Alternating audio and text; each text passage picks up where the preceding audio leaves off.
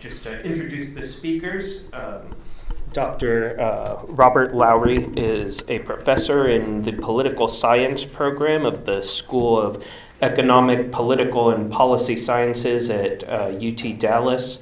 Dr. Lowry's primary areas of research interest are fiscal policy and institutions, political and civic organizations, and the political economy of higher education.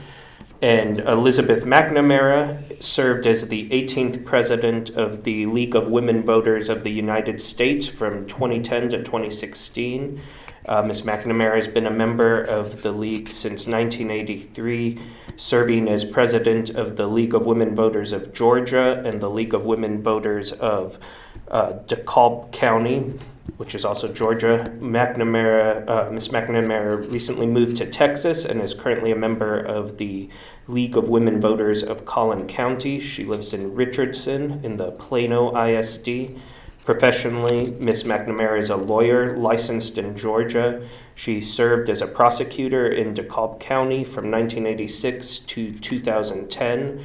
Her oldest son, daughter-in-law, and granddaughter also live in Richardson. And Dave Jones is an attorney in Dallas and president of Clean Elections Texas, a nonprofit, nonpartisan advocacy organization working on voting rights and campaign finance reform issues.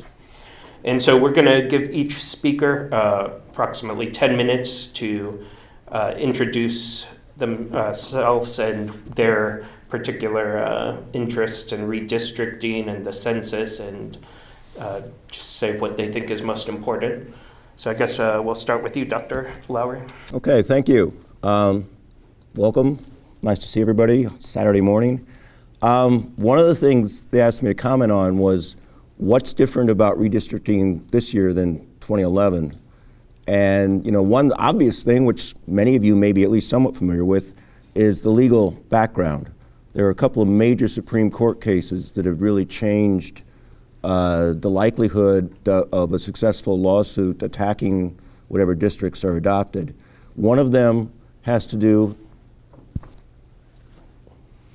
want me to use this? One of them has, is that okay? Is that better? Which one's on? Which way's on? Is it on? Okay? All right, there. So one of them has to do with what was known as pre-clearance under the 1965 Voting Rights Act, which identified a number of states, including Texas, that had a history of discriminatory practices and required them to submit any plans changing voting procedures, which includes redistricting, to federal authorities to get them pre-cleared before they could be adopted. The Supreme Court in 2013 did not rule that pre-clearance was unconstitutional. What they said was that you could not continue to require states to do that based on data and practices that were 50 years old. And in principle, Congress could simply amend the statute based on new data, but they haven't done that. So that means that this time there's going to be no pre-clearance. Now, people can still file lawsuits challenging the plan, and I'm going to go way out on a limb and predict that somebody will. But two things are different. One is pre-clearance is automatic, or having to seek pre-clearance was automatic. Lawsuits are not. You got to find plaintiffs and all that stuff. Secondly is the burden of proof. Under pre-clearance, the burden was on the state to show or to argue that the new redistricting scheme did not discriminate based on race. Under what are called Section 2 cases, the burden is on the plaintiff to show that it does.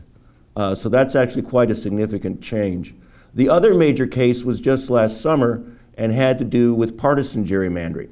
I mean, everybody knows that incumbent politicians, draw districts in order to try to gain political advantage, and that it was not really settled for a long time whether there are any constitutional limits to this.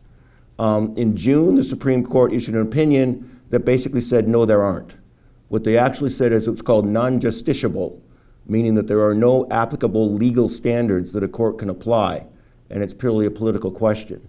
I mean, start with the fact that unlike race, there's nothing in the Constitution or the Voting Rights Act that explicitly refers to partisanship.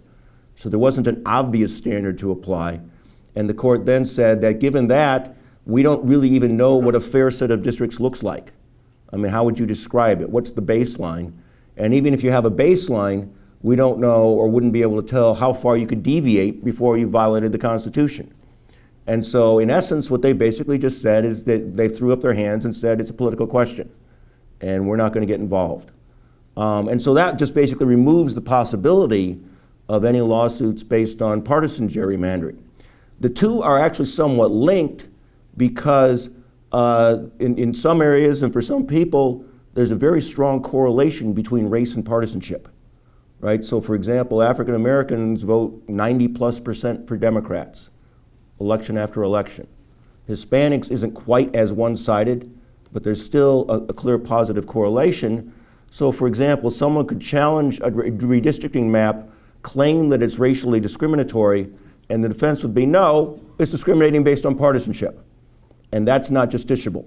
And it just so happens that a lot of black voters are in this district, but we did it to create a safe Democratic district.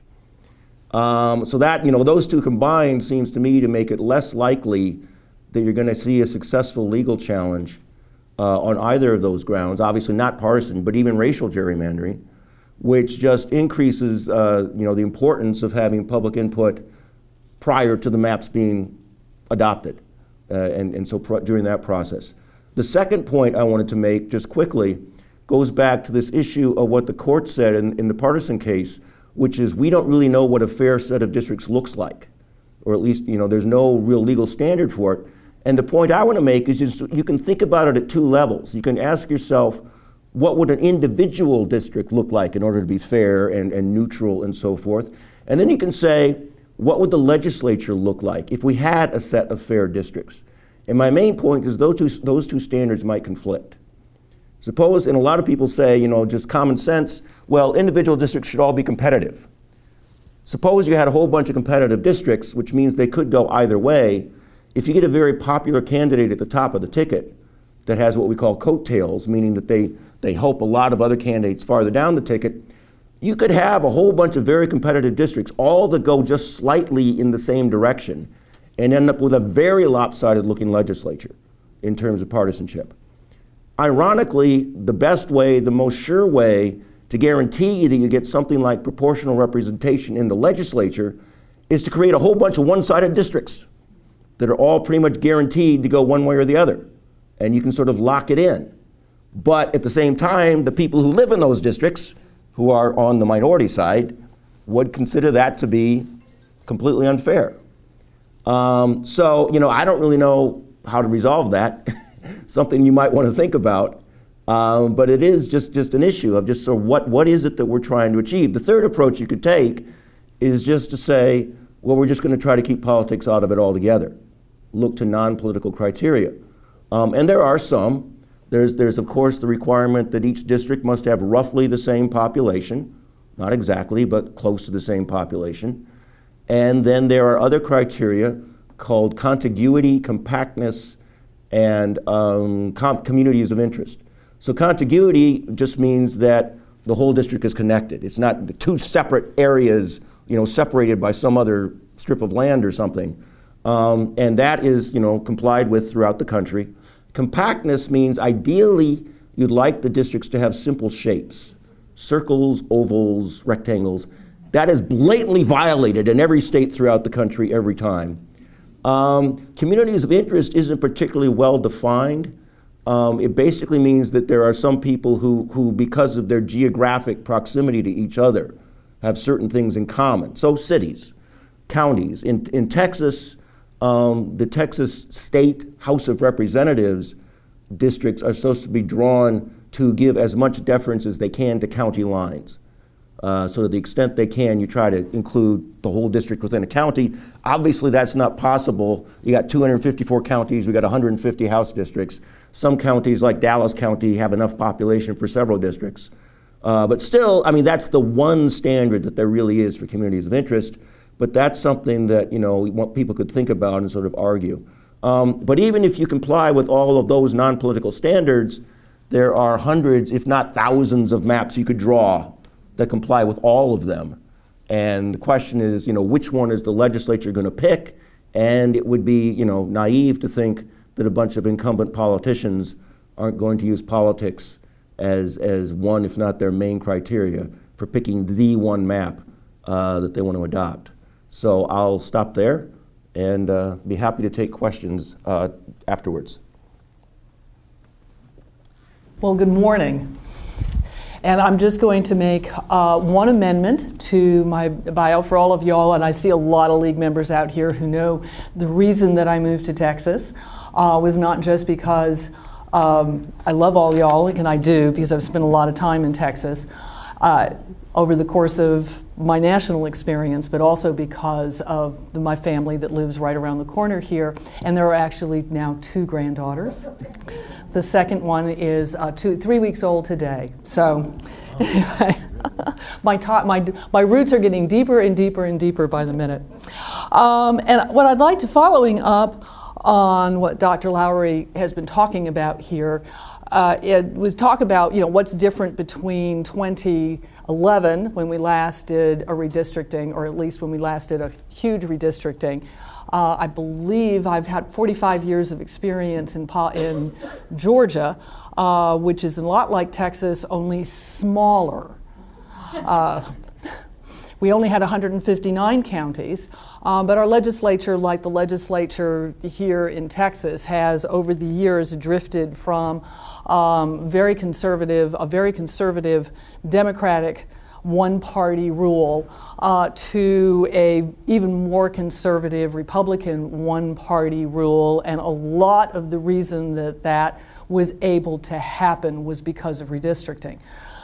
So looking at to take that, the Supreme Court has now said that this is, a purely political issue. I wholly agree with Dr. Lowry in that because of the way we are aligning ourselves in this country, we do have, in terms of racial and minority representation, which is protected by the United States Constitution through the 15th and the 19th Amendments and the Voting Rights Act and the Civil Rights Acts.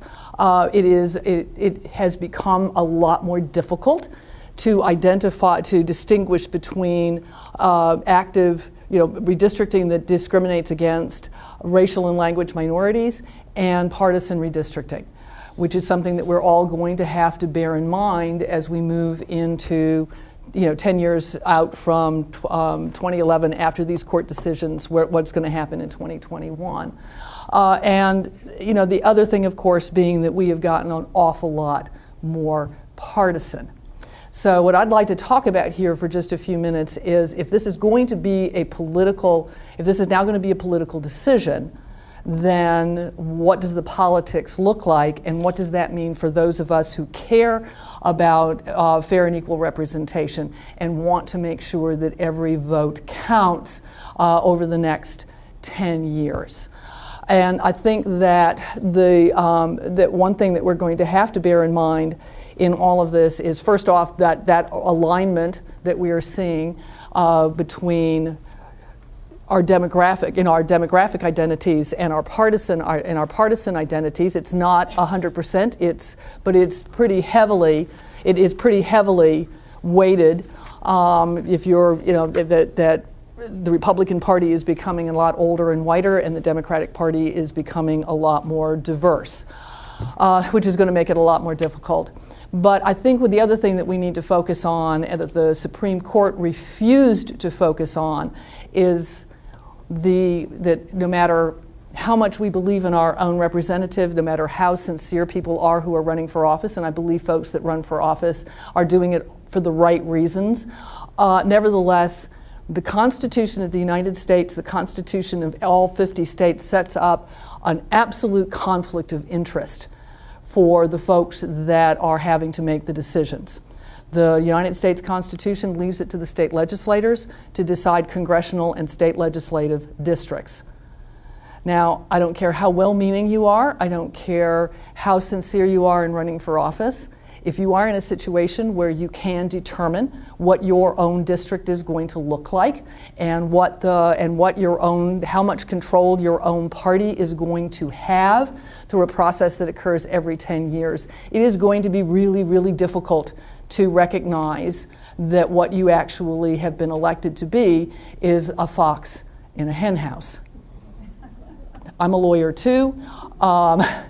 I understand, and I understand completely how difficult those conflicts of interest can be. That's why in the court system you have a fairly elaborate, it's albeit somewhat imperfect, system for judges and lawyers to be able to identify conflicts and for there to be some form of mediation if they cannot themselves identify that conflict. What the court did in the decisions this last year in saying that this is a purely political situation is abdicate its mediation, its responsibility to be that mediator.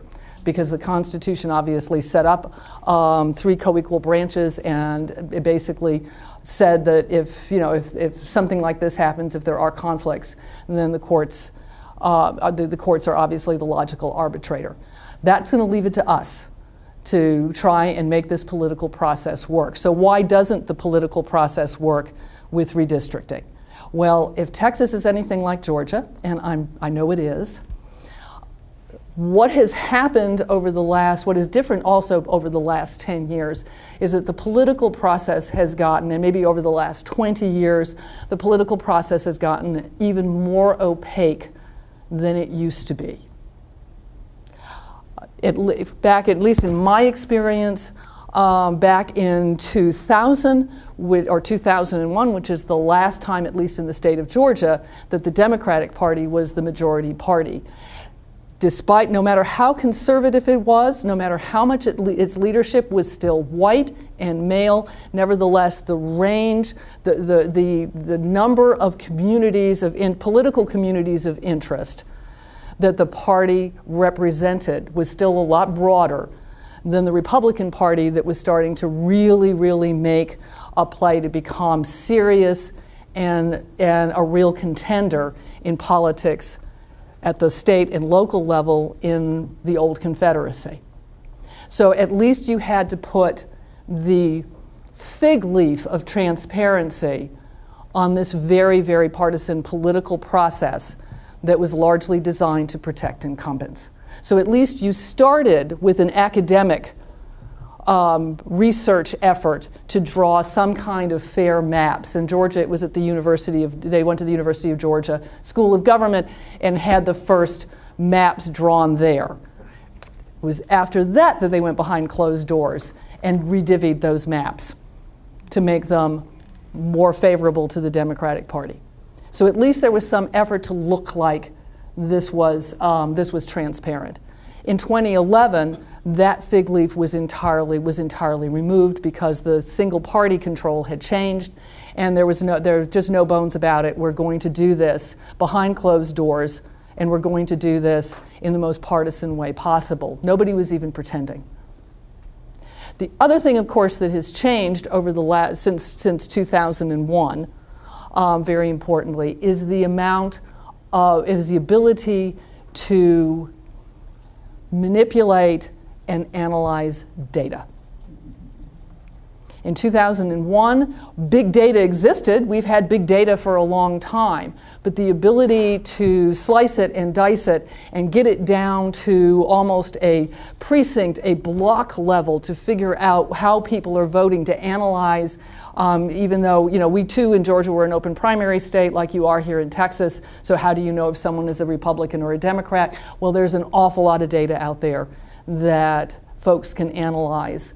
And there are firms, mainly lobbying firms, that are extremely adept at analyzing that data. So all of those algorithms changed, and the ability to analyze and parse data became a lot greater. And all those factors are still going to control in 2021.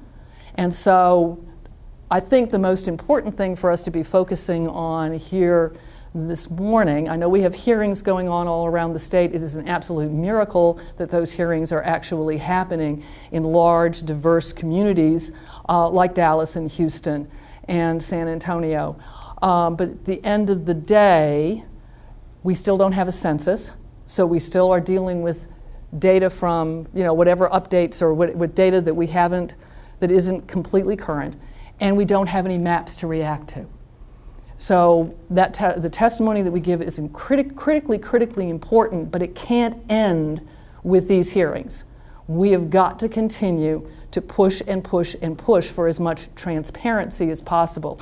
And by that I mean real transparency, the kind of transparency that we all learned in civic class or through our own experience in life in learning how a bill becomes a law. Because at the end of the day, redistricting maps are just ordinary legislation. They go through the process like an ordinary piece of legislation.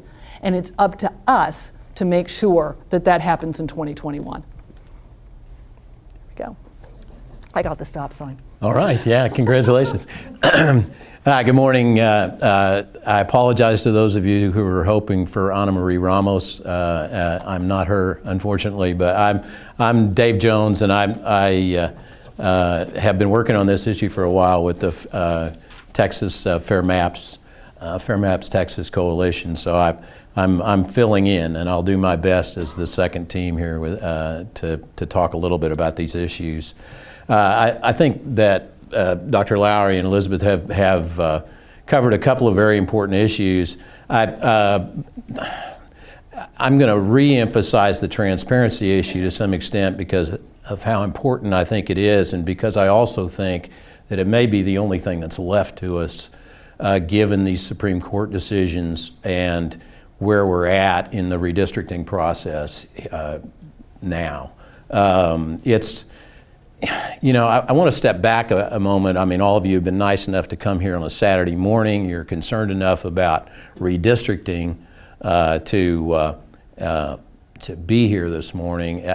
I can't emphasize enough how important this issue is to all of us as citizens.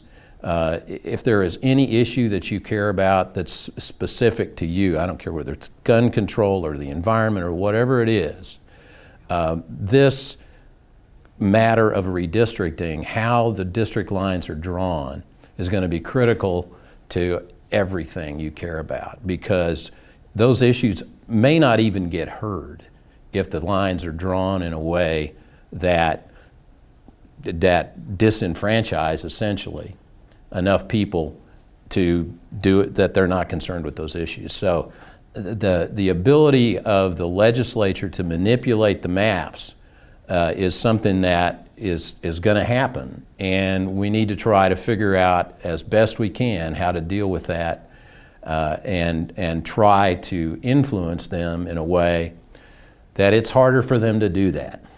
Our Fair Maps Texas group has, as an ultimate goal, is an advocate for an independent citizens redistricting commission to take the whole, and this is I think the league position as well, to take it out of the hands of the legislature, because there is this huge bias that they have of wanting to keep their job, and so it becomes an incumbency protection program, and it's a matter of where they pick their voters rather than the voters picking them, and that's what we're up against, and it's going to be harder now because of the Supreme Court cases that have been discussed, and we're, even though we've advocated for an independent citizen redistricting commission, that's not going to happen. We had proposals in the legislature this last session to try to create one.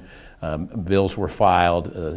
Victoria Niave, representative from here in the Dallas area, filed a really excellent bill on that issue, and it went nowhere. We had a hearing. We were able to at least have a hearing about it in the redistricting committee, but the committee didn't even vote on it at any point. So we are faced with a process where we've got to try to insist on them being as fair as possible and as transparent as possible. And I think it's going to require people to actually make this redistricting question, manipulation of the maps, and the issue of transparency something that people vote on, that they go talk to their representatives and they talk to candidates that they support and say, listen, I'm paying attention to where you are on this issue, and I want you to tell me that if you get in office, you're going to at least keep this process transparent so that we can see what you're doing, so that we can have an opportunity to evaluate any maps that you create in the context of this process, and check your work basically, and see whether it's something that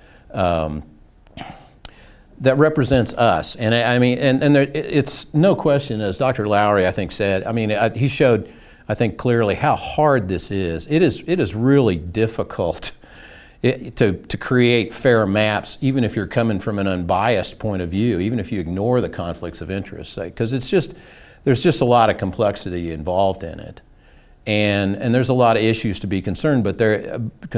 But there are protections that do exist for minority groups. There's protections that still exist in the law for certain aspects of fairness.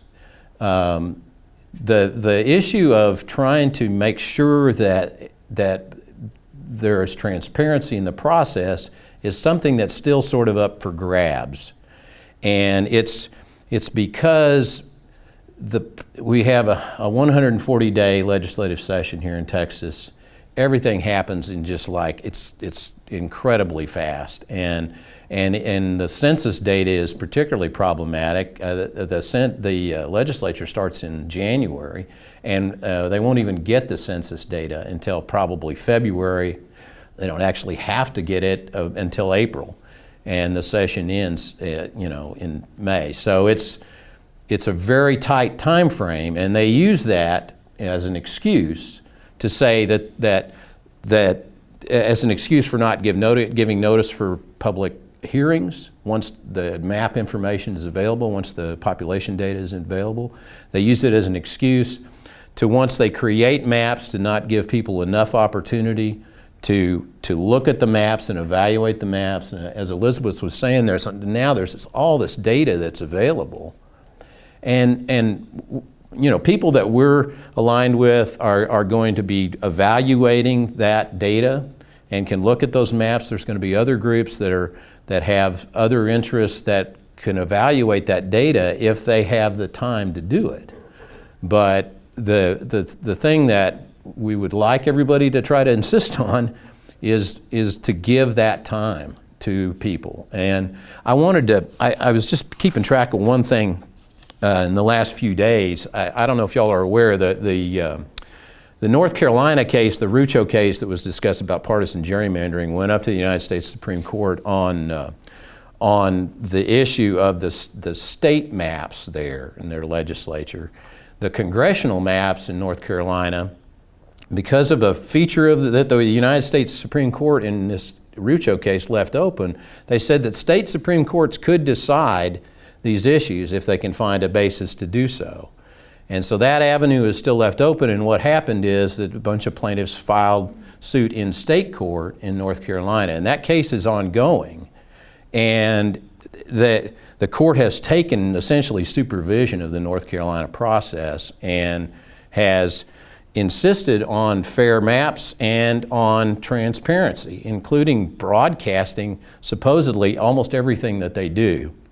However, even with court supervision, this is the report I got last week about what's happening in North Carolina.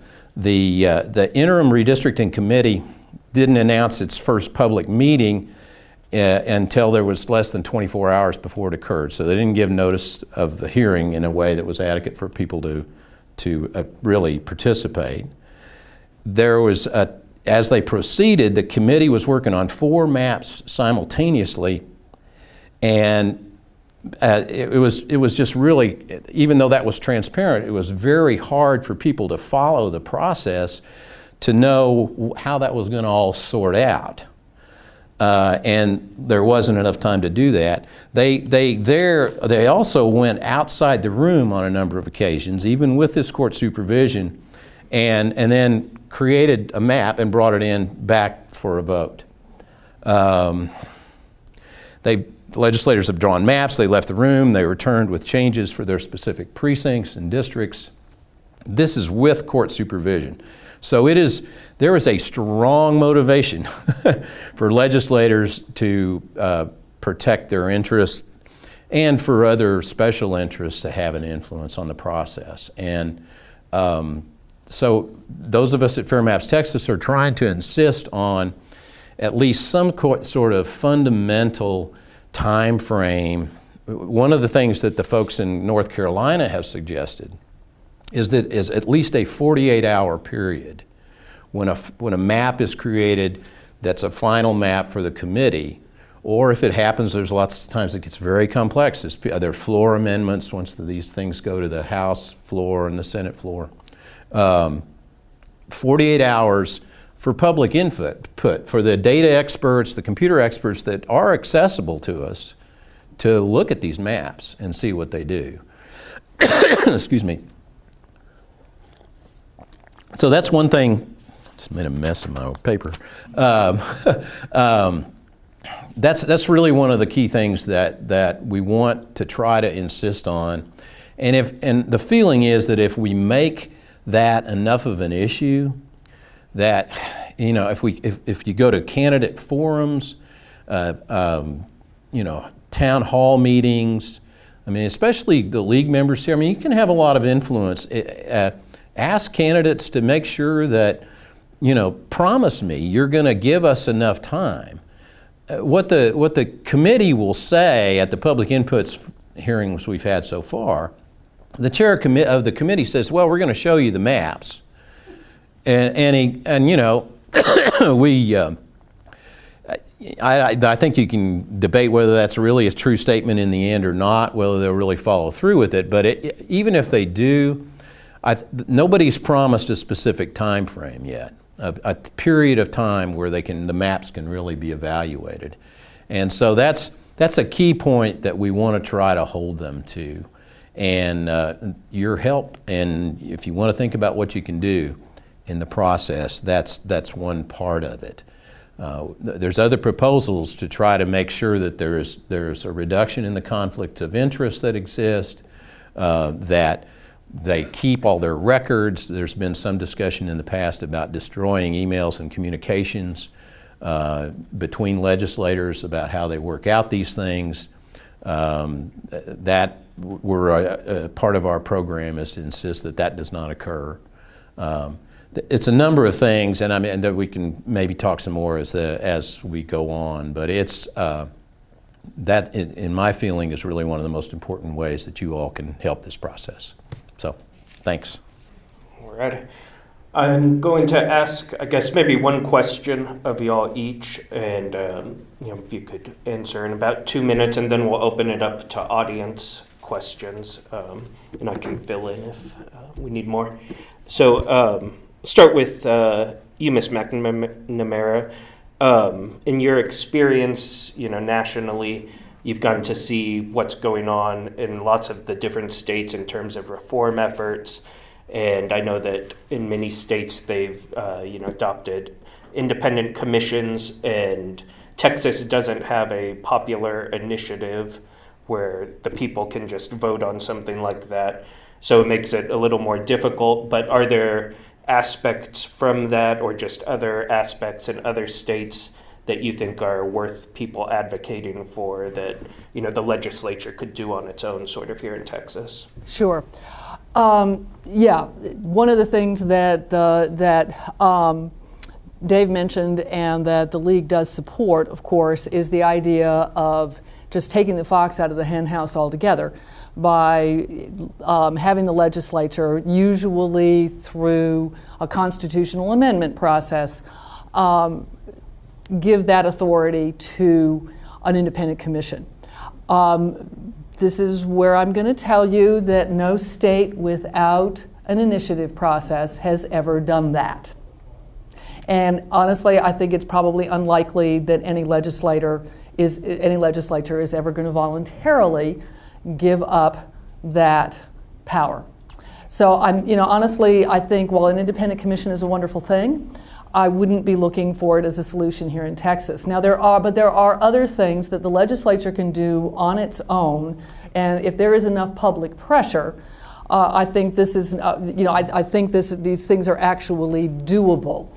One of the things that it could do is impose some criteria on itself for the redistricting process in advance of redistricting.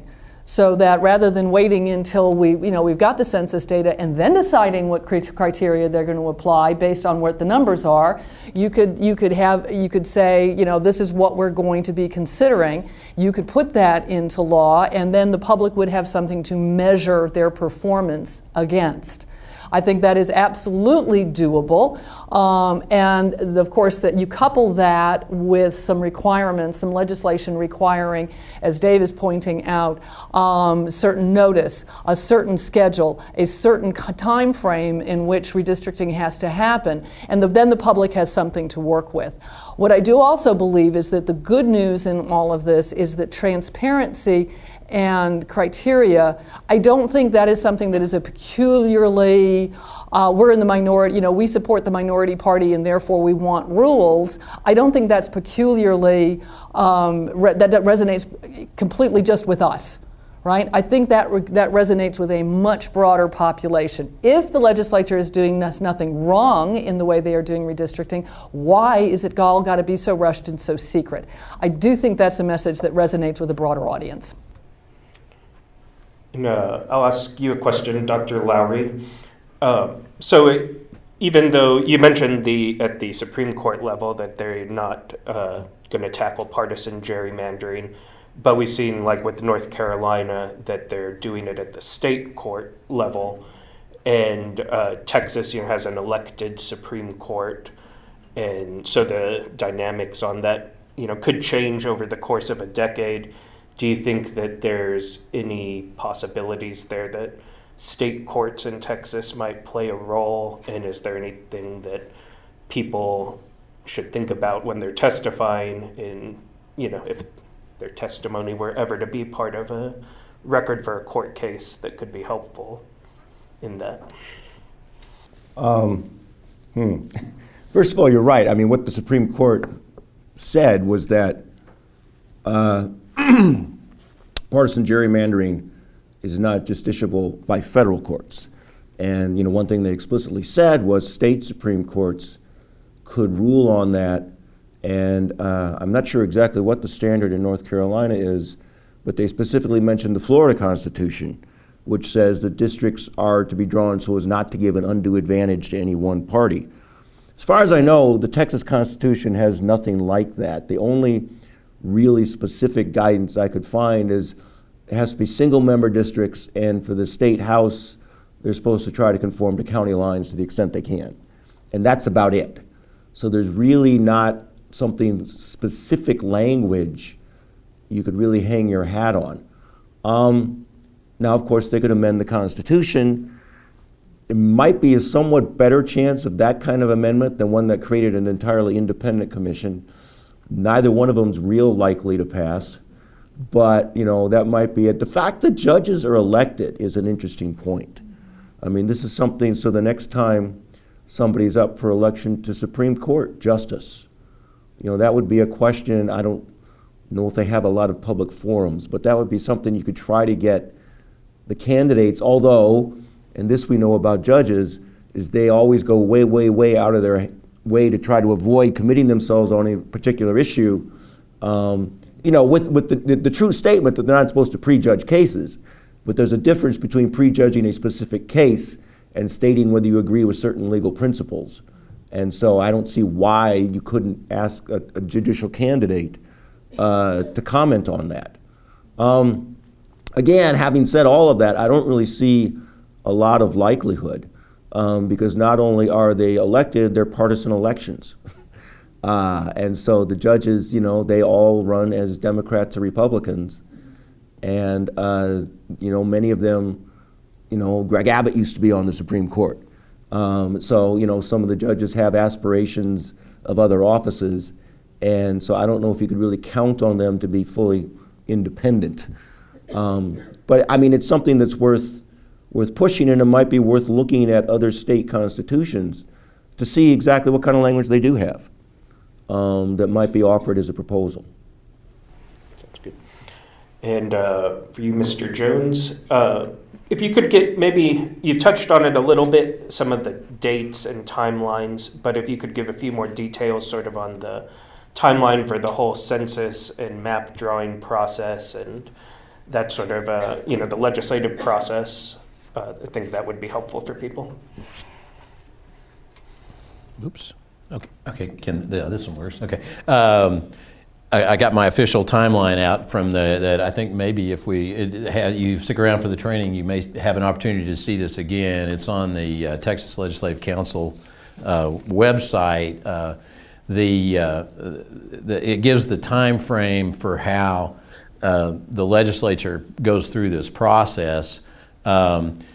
In advance of all that, I don't know if you want me to address the public input hearings, but there are public input hearings that are ongoing. There's going to be the next ones that are going to be close by. There's going to be a Collin County one on the 20th of January, I believe, and a Mid-Cities one in Arlington, I guess. I'm not sure whether the venue's been actually established, but it's that's on the next day on January the 21st. So that's in 2020, just coming up this next January. So there will be an opportunity to attend public input hearings coming up nearby. The only other thing I would mention, and I don't want to invade on what might get addressed in the training itself, but the part of and I don't know whether this is what you want me to answer or not, but that we have this weird thing in Texas called the Legislative Redistricting Board.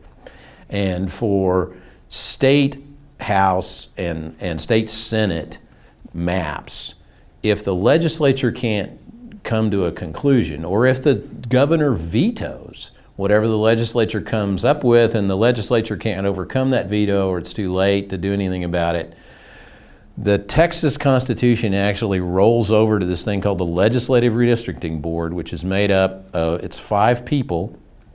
It's the governor, the lieutenant governor, the attorney general, the commissioner of the general land office, and the comptroller of public accounts. Currently, those are all held by Republicans, and only 3 of them have. I turned it off somehow. Whoops! Oh, it died. I don't know if you. Well, thanks. Anyway, only 3 of them have to agree on a set of maps to make a decision, and they have a time frame by which they have to do that, but and that's established in the Constitution also, the Texas Constitution. But so that is the default, and it has happened in the past, and it could happen in this next round because the legislature may be fairly divided.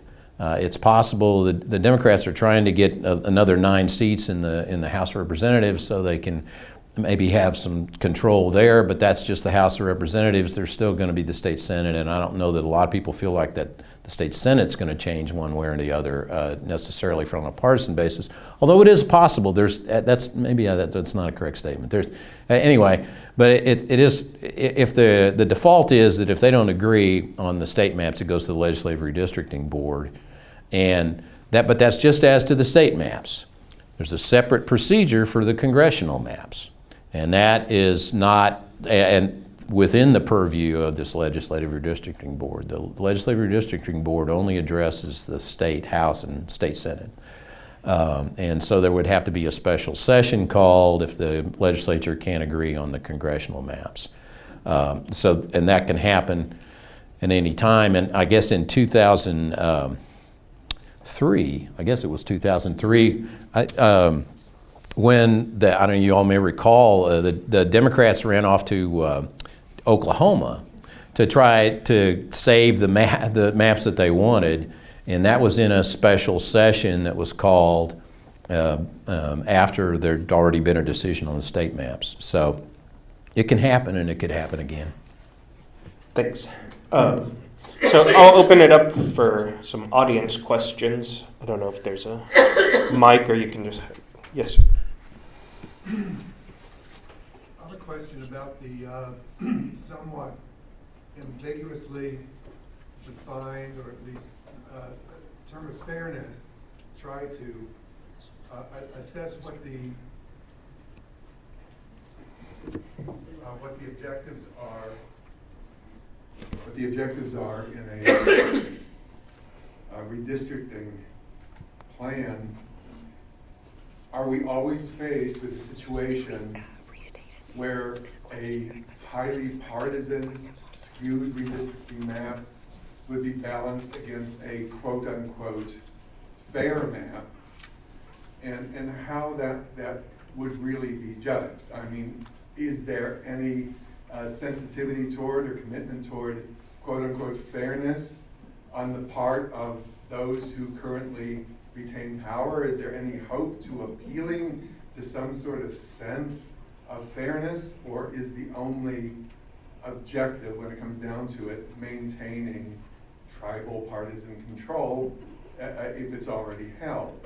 And what does our culture, do you think, have any sense that fairness is something we should aspire to?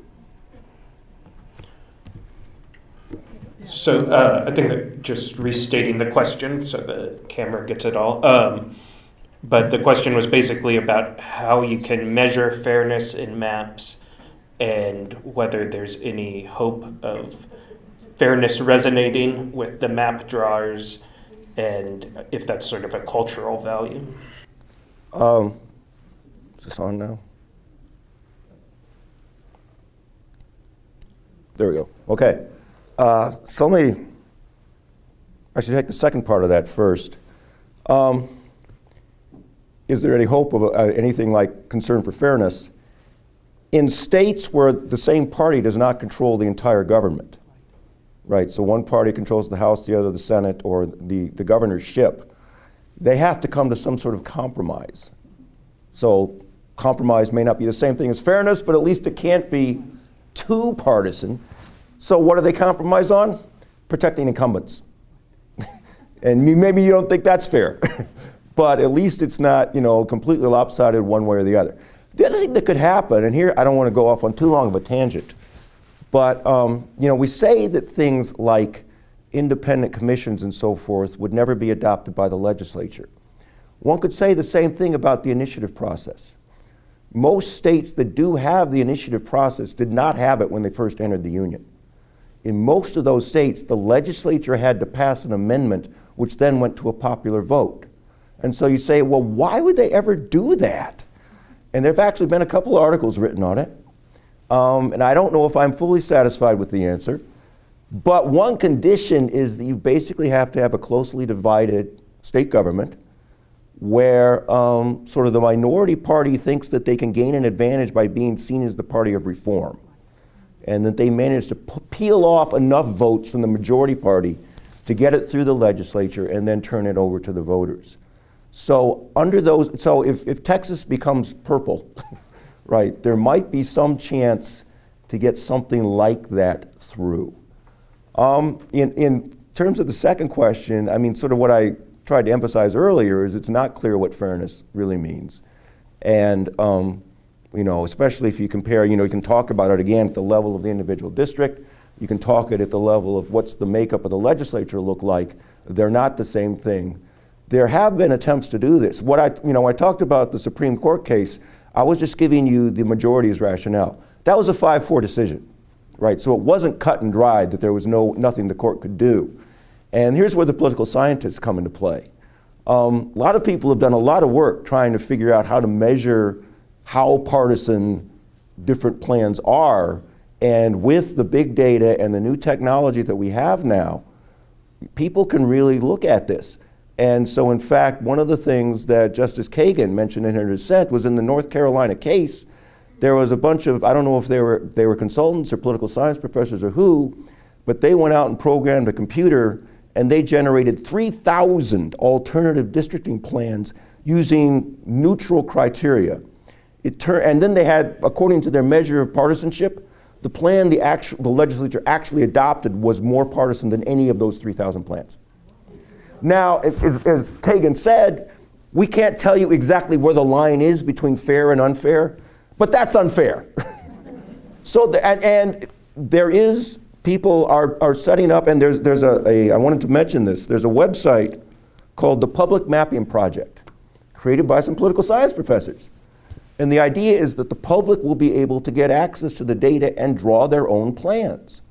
Now, the problem there is timing, right? If the census data aren't available until February at the earliest, and the legislature's done the first week in May, there's not a lot of time to get up to speed on how to use this stuff, let alone generate a bunch of plans. But they could be used in a court case attacking, whatever the legislature does. And so there is, I don't know if anybody can come up with a simple answer for what fair means, but you can come up with ways of saying, whatever fair means, this isn't it. Right. Yeah. In terms of how do you define fair representation, I disagree a little that it's in the eye of the beholder. I think that you can establish a system that is perceived at least as being fair, and at least as the league defines it. Fair and effective representation at all levels of government should be achieved through enforceable standards. All right?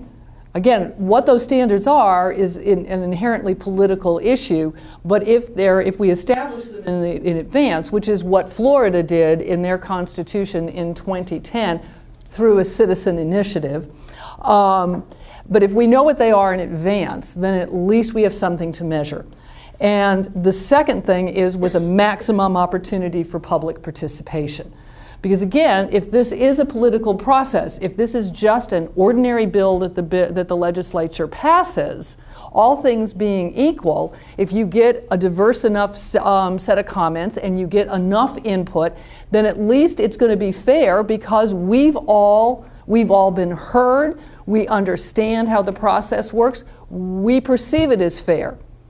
I don't know if there's any absolute standard, but fairness again is something that we have to decide amongst ourselves collectively. The problem with the system right at the moment is that the legislature is protecting incumbents. I completely agree. If you're in a closely divided situation, then protect all the incumbents is generally the default mode. But they're going behind closed doors because they know it's not fair. They're not trying to be fair. They're trying to protect a majority, or they're trying to protect incumbents. And they know that even in districts where individual legislators might be extremely popular, this process isn't going to be popular. So by demanding that we know what the standards are in advance, so that we can comment on them, and that we have maximum opportunity for public participation, then as far as we all are concerned, and we're really the ones who matter, right? We're electing them, they're not picking us. At least that's the way it ought to be. Then, yeah, you're going to have a process that is perceived as being fair. Let me see if, because I know we also want to have a training portion of this, so if there's any other audience. Yeah.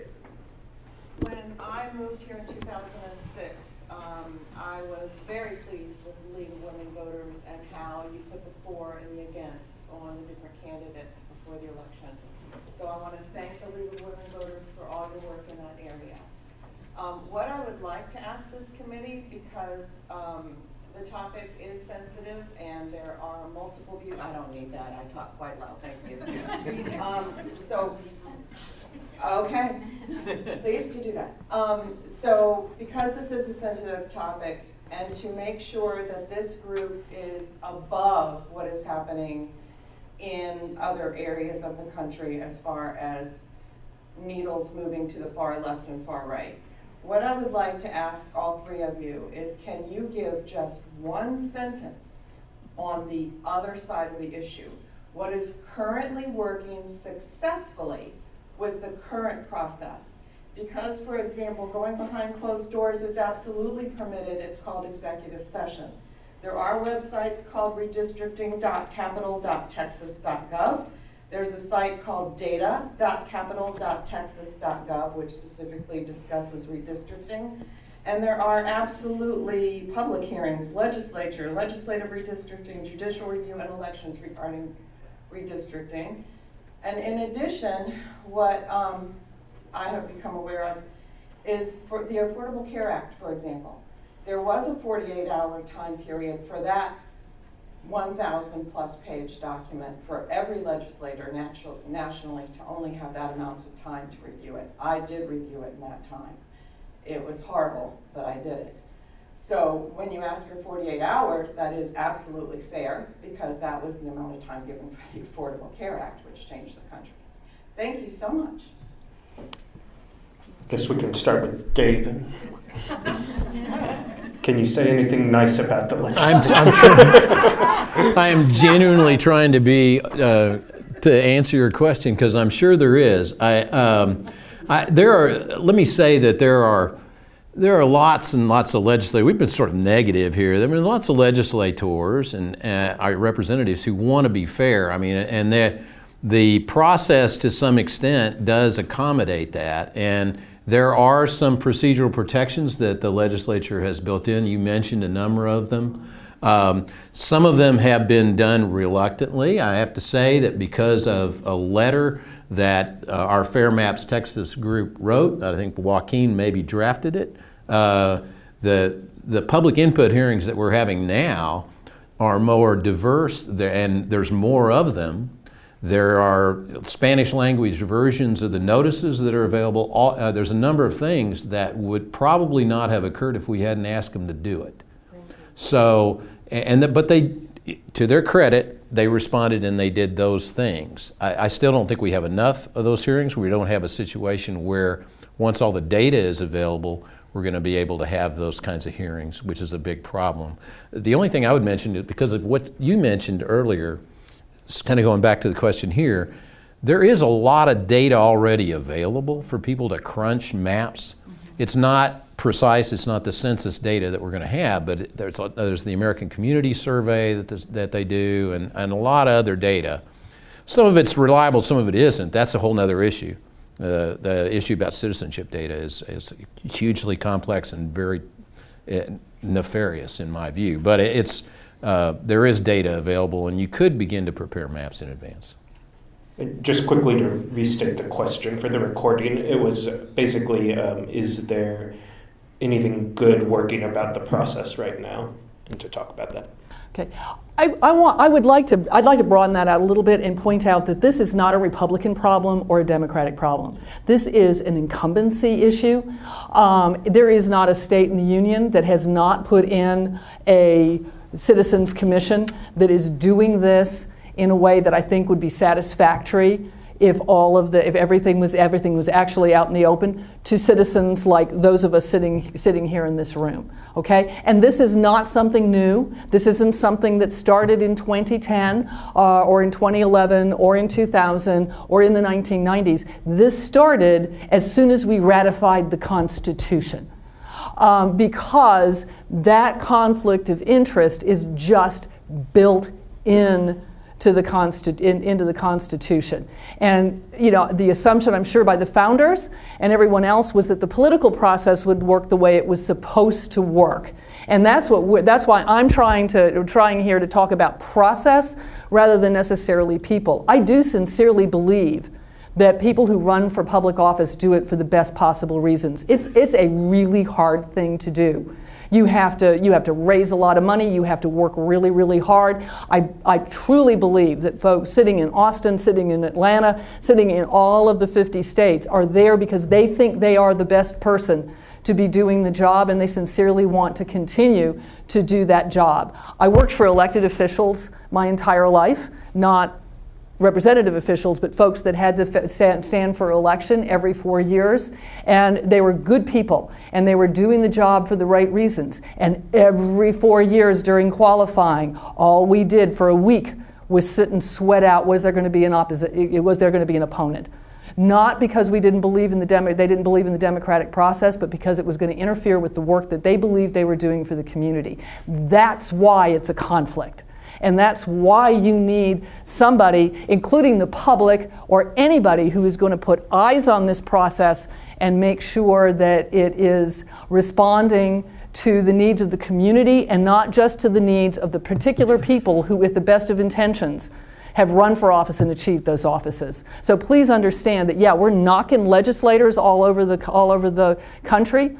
But it's just built in, it's hard-baked, and we have to unbake it and not just accept that it's going to continue to happen.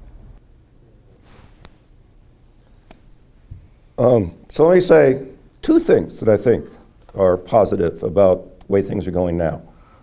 One is data, big data, and the fact that it's public. It used to be that most the maps were basically drawn by a couple of people going into a back room, and most of the members of the legislature didn't even really know how to do it. And you just relied on the expertise of someone who claimed to know the local politics really, really well. And so it almost had to be backroom because other people just really didn't have access to the information. Now, on the one hand, the bad part about data is they're much, much better at drawing maps, right? Because we've got, scads of data down to the census block level and all the software. But on the other hand, it has opened up the process. And you do have these websites, and anybody can go. And yeah, the 2020 census data obviously aren't out yet, but there are other things one could do to do preliminary analysis. And so you can show up, with a map. You don't just have to criticize their map. You can show up with an alternative.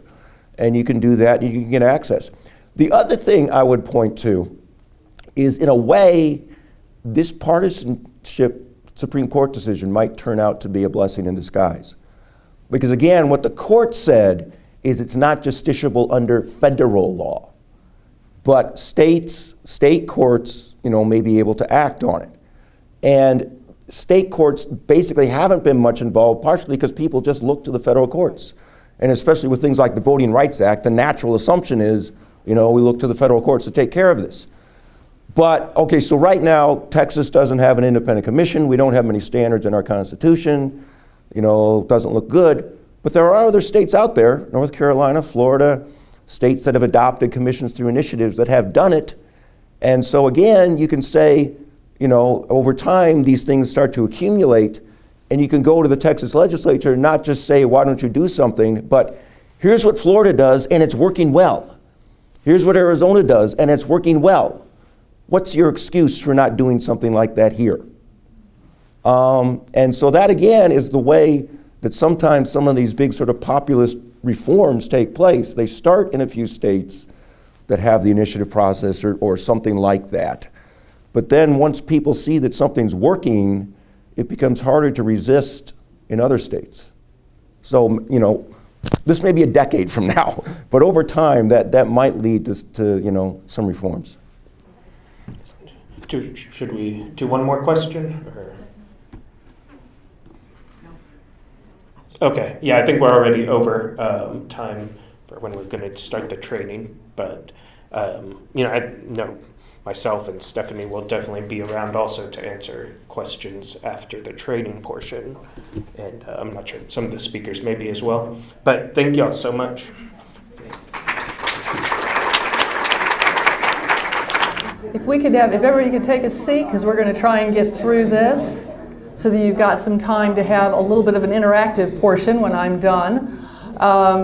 We've been talking a lot, we talked a lot on the panel here about what's different between 2011 and 2021, and what we're going to now try and focus in a little bit more on is some more specifics. When we're talking about a fair and open process, what does that mean? So I'm going to go through pretty quickly. We've done a pretty good job of talking about what isn't working, so I won't take a lot of time on that. I do, however, for any of y'all who are not a member of the League of Women Voters, but think that this kind of forum and those wonderful voter guides, which can I say just yay, I had to vote for the first time in Texas on Tuesday, and thank you so much, my league colleagues, for the pros and cons on 10 constitutional amendments. I could not have managed without it. So thank you all very much. But it is because we are all members and because we support the organization. So please, any one of these ladies with a league button can help you if you find that that is a compelling reason to support this organization. And just for any of y'all who are not members and are not familiar with the League was founded nearly 100 years ago by the women who fought so hard for voting rights for women. And since 1920, we have been working to make sure that everyone has the right, the knowledge, the confidence, and the desire to participate. We are not for women only. We are open to anyone over the age of 16, and there are lots of different ways of becoming involved with the organization. But just to give you an idea of how the League of Women Voters is defending democracy and empowering voters. And this is one of those ways. So we've talked a little bit about this morning about redistricting. And just to go over the very, very basics, the United States Constitution and state constitutions provide for a census of the population at least once every 10 years. That has been on at the beginning of decades, so 2020 will be a census year. Then the United States Congress apportions the 435 members of the House of Representatives. It has been 435 members, by the way, for nearly 100 years. But it didn't start out that way, which is something else for us all to be thinking about, although not necessarily in this particular presentation. The Congress apportions those seats according to the population, which is one of the reasons why Texas, like Georgia, has been gaining seats steadily for the last few decades. But the districts themselves, according to the United States Constitution, are actually drawn by state legislatures. And again, we are only talking about congressional districts and state legislative districts. I really want to remind everybody that any elected body, any government body that is elected by districts must reapportion every 10 years. And that is not governed by the United States Well, it is governed by the United States Constitution generally, but it happens at the local level, so there are a lot more ways than just going to Austin to influence a redistricting process. The federal guidelines are fairly simple. The Constitution actually mentions only one thing, and that is, to the extent possible, equal populations. That's where we get one person, one vote. The Voting Rights Act still requires effective representation of racial and language minorities. The state guidelines, we have mentioned here, the state, for the state House districts, the county line rule, to the extent possible. House districts must stay within the boundaries of a particular county line. For the Texas Senate, the districts are simply single member and contiguous, which means you can't have a district that's in one corner of the state and another part of the district in another part of the state, and which, believe me, would happen if it didn't say that. Now, I am sorry, this is not my computer. So what, Stephanie? Let me see if I can, here we go. All right, so what districts does the legislature draw? As I said, U.S. congressional districts, the Texas legislative districts, and the State Board of Education districts are drawn by the state legislature every 10 years, or redrawn. There's more to this, I think. Yes. Who draws the districts? Obviously the legislature. We learned a long time ago that part of how the bill becomes a law is that you have hearings, evidence-based or evidence-gathering hearings, and that you take public input. That is required, although how that is defined is largely left up to the legislature. And then maps are passed as regular legislation. That is, that there is no supermajority required. They can pass with 51 votes, or however many votes, 50% plus one vote in the legislature. We have discussed here, and I'm not going to go through again, the backup commission in case there is, in the event of a tie. Let me see, this should take me to here we go. Now, that's what's supposed to happen. And again, we've been talking a lot about what actually does happen. And again, I really want to emphasize that this is, to a certain extent, these are leadership issues in a lot of legislators. Believe me, once you've completed this training, you are probably going to know more about redistricting than perhaps your elected representative does. And I'm not being facetious about that. It is a complicated process, and it is generally left to those folks that in leadership to honcho or to move this through the legislature. Dr. Lowry is absolutely right about that. And that this is not a diss on any one particular party. It is not a diss on any particular legislator. It's just the inherent conflict of interest that the Constitution creates.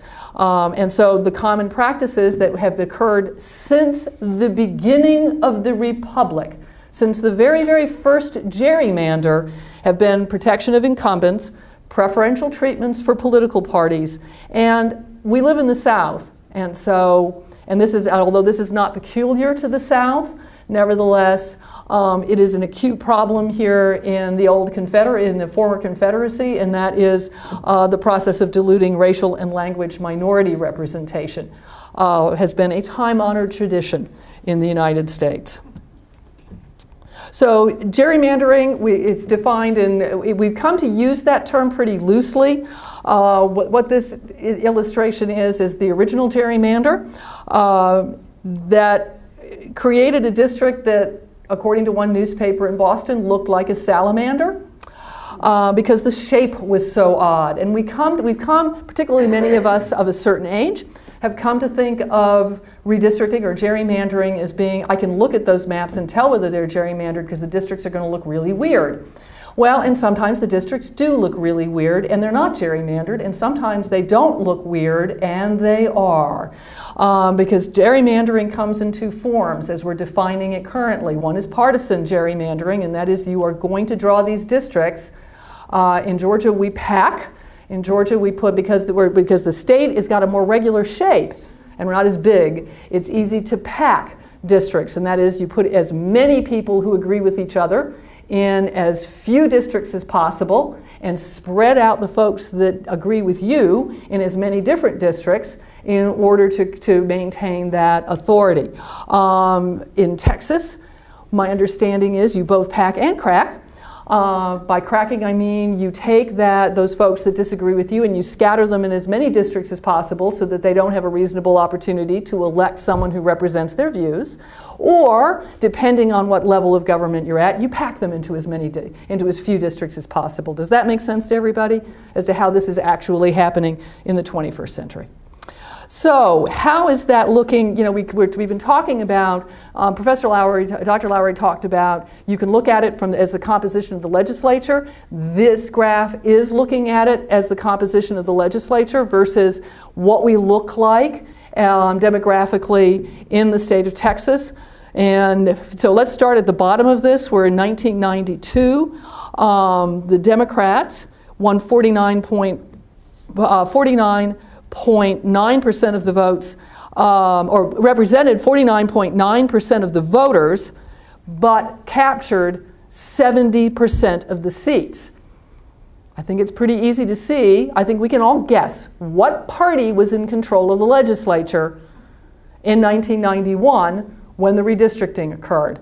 Now you flip over to 2018 and we see that the Republican Party, or those that identify as being members of the Republican Party, represented 50.4% of the voters in Texas, and yet the Republicans captured 63% of the seats in 2018. Again, it's real easy to see, based on those figures, what party is in control. Now, if you look then too at the diversity in a state like Texas,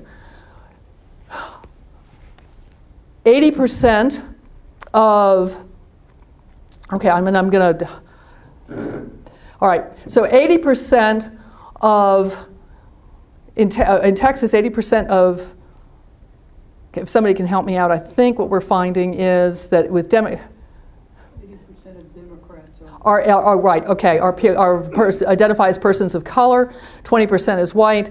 For Republicans, on the other hand, 96% of that demographic, or those who identify as Republicans, also identify as white. But in the legislature itself is 64% white. Now, I don't have the demographics in terms of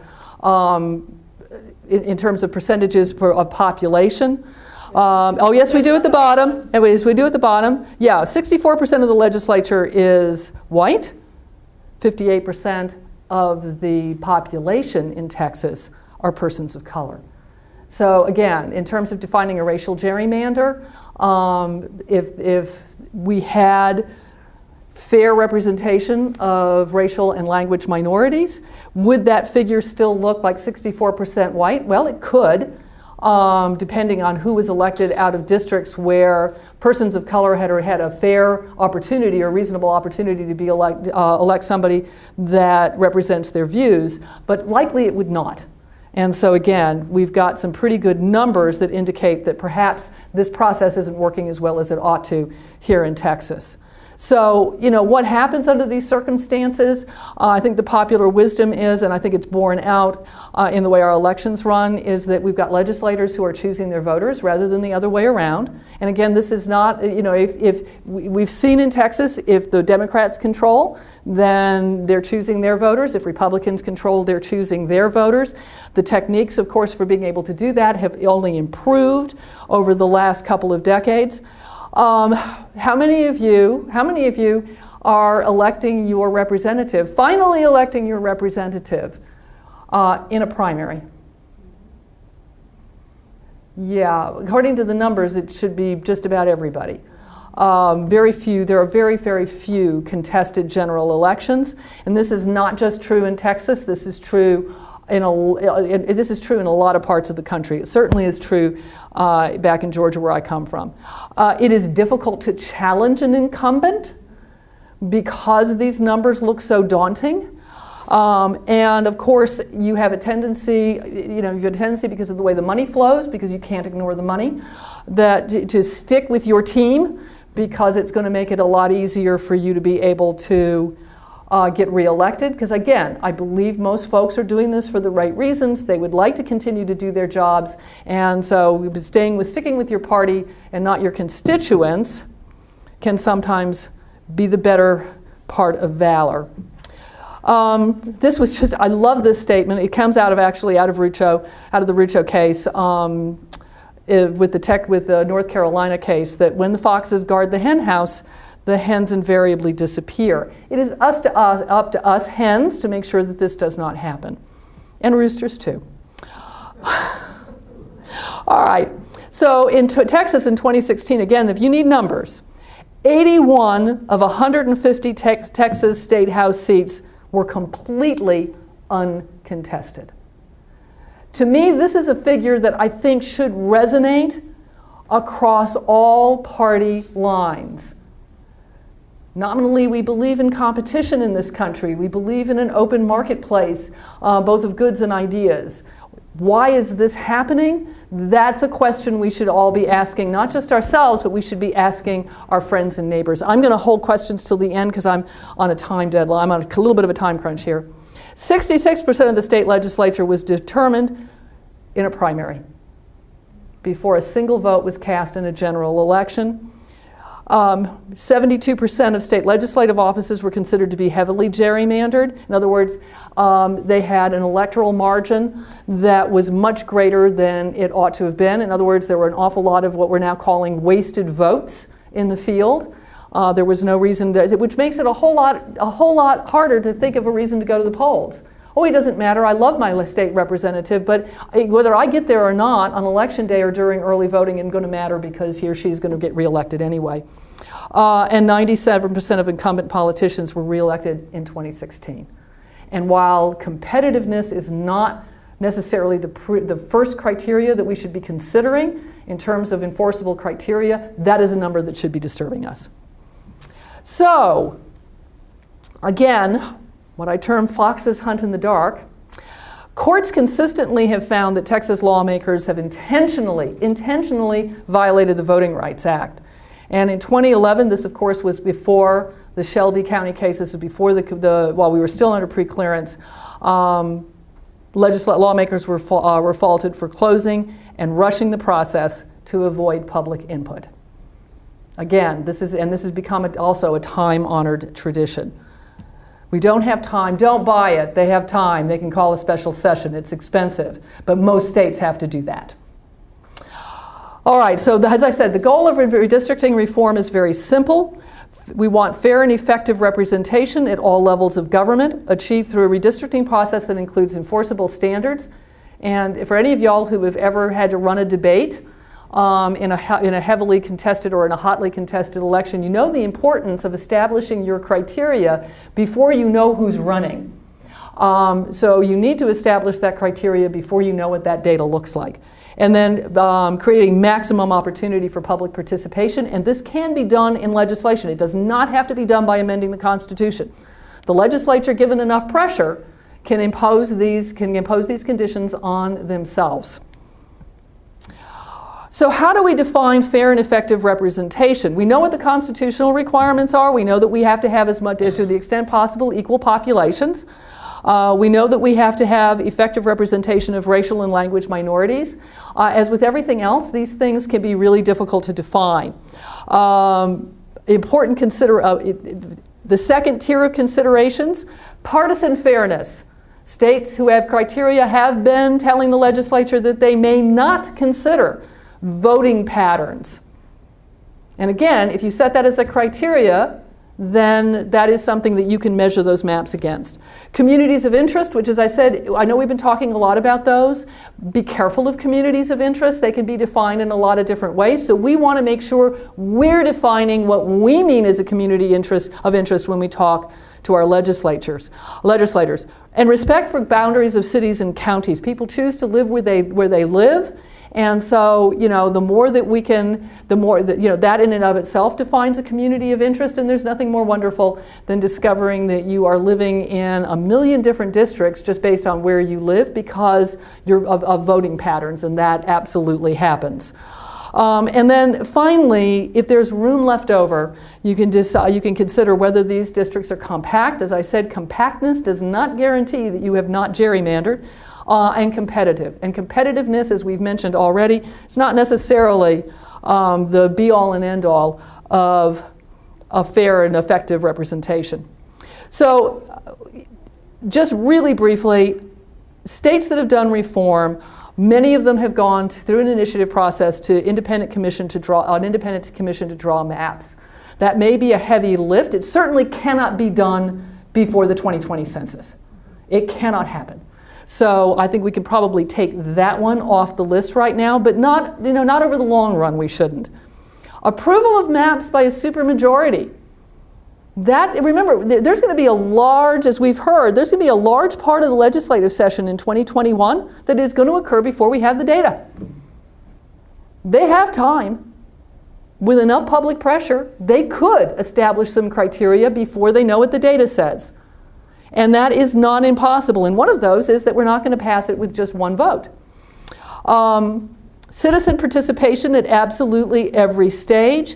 As I said, enforceable standards. And then, ideally remedial provisions for court review. We talked a lot about what's in the Texas Constitution. As I'm reading at least the article secondhand about the case in North Carolina, that Supreme Court is relying heavily on just general equal protection and due process considerations that are contained and embodied in every state's constitution. So specific provisions in the Constitution may not be necessary. So, in other words, we would like to take the fox out of the hen house altogether. At minimum, we want to control what the fox does in the hen house, and we absolutely have to know what the fox is doing throughout the entire process that they're in the hen house. So what are our options for 2020? I think our rallying cry after these initial hearings have got to be, show us the maps and then take public input. And it is possible. They get to set the rules. There are provisions for extending sessions. There are provisions for calling special sessions. As I said, Texas happens to have because it meets only every 2 years. You have a very, very long legislative session here in Texas. Other states have always got to call a special session of the legislature. So that's not impossible. Demand that they explain and justify the process. One of the reasons why legislators are now going to lobbyists is because they can keep those algorithms that are being used to draw the maps proprietary. We can't tell you because it's a business secret. Nonsense. That doesn't have to be the case. We can demand that they not allow that to be the case. Dave, of course, is also right. We have to be willing to vote. We have to be willing to follow up if they don't do it by voting them out of office, because that's the only our vote is the ticket that we've got. That's our power. But nevertheless, we've got to let them know that we take this that seriously. Focus on communities and not partisan data, and make all and that's data, not date. And make all communications regarding the map and the process public. I heard at the last training that I did from an elected representative that they are already being told to put nothing in email. So that does me, and I think we are at the point where we can start talking a little bit. Can we do some questions? Okay, great. We've got how much time? 10 minutes? Oh, wow, we got time for questions. Great. Yes? So what is the required follow-through for public input? Does the legislature have to do anything about it, or they can say, that's nice, but we're going to do it our way? Thank you for your advocacy, but we're moving on. Yeah, absolutely. Of course they can. Please restate the question. Okay, the question is, all right, so we're going to do this public input. Does the legislature have to follow it? No. No legislature does. They're required. They should take it. We can put pressure on them to take it, but they don't necessarily, again, if they can take all the input they want. That's one of the reasons why these hearings, as valuable and important as they are, can't be the only hearings we've got. Because right now we have nothing to react to. And I know very often that one of the things, again, the fig leaf that gets put on transparency in a lot of states, this happened a lot in 2011, and not just in my home state of Georgia. They went around, they took public hearing, but it was not the decision makers. It wasn't the committee that was actually going to draw the maps. It was just random legislators that just happened to be, could get together at 5 o'clock in the afternoon in downtown Atlanta when it was the least convenient for anybody to show up. They can do what they tried to do with these hearings, and then hold them only in friendly districts and only in places where there wasn't a lot of diversity. They can, as I said, hold them in very inconvenient times and very inconvenient places so that people can't get there. And ultimately, at the end of the day, they can ignore it altogether. That's where we come in. We can't let that happen. All right? I mean, this is still this is still a participatory, democracy is a participatory sport. And there is no silver, as I was telling somebody earlier, there is no silver bullet. There's nothing you can put in place that can't be gotten around if there's enough incentive for leadership to want to get around it. So we have to stay vigilant, and we've got to make sure other people stay vigilant, and it can't just be us who are already convinced. We have got to get out there and talk and make this as simple as possible and talk to folks that may not necessarily already agree that this process is broken. Yes? Who's going to be at the hearings? Who's going to be at the hearings? On the House side, it's been the House Redistricting Committee, which consists of 15 people.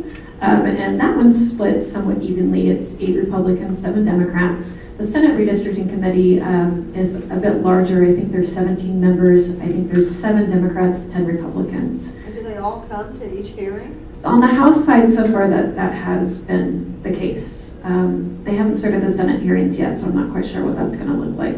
I guess they did hold organizational hearings, but that was at the Capitol, and all 17 of them were there, I believe. And I want to follow up on that too, to remind everybody that wasn't how this was supposed to work.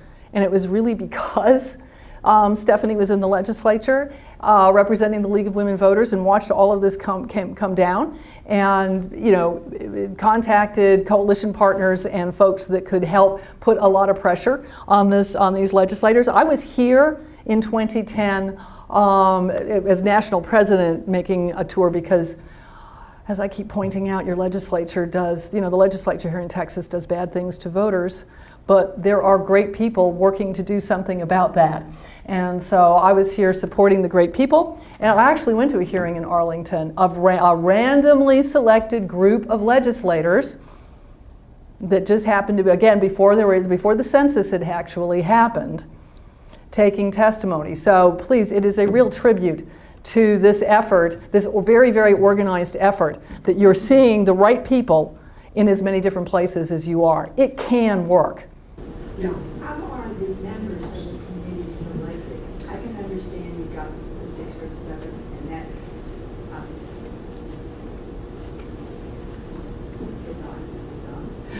The question is how are the members of the committee selected? So how do we get? I can think proportion because of their political affiliation, but who actually selects the individuals? If Texas is anything like Georgia, and I assume it is, majority party leadership decides who is on those committees. So on the Okay. All right. The question is, who decides who is on the various redistricting committees? And again, I'll defer to Stephanie because I'm a newbie. It usually is the party leadership. On the House side, it was the Speaker, I believe, that gave those committee assignments, not just to the redistricting committee, but to all of the committees. On the Senate side, it's the Lieutenant Governor, which kind of explains why it's a little skewed right now toward Republicans. But at any rate, we have a new speaker coming in because Speaker Bonin is stepping down, and so a lot of us are going to be watching that closely.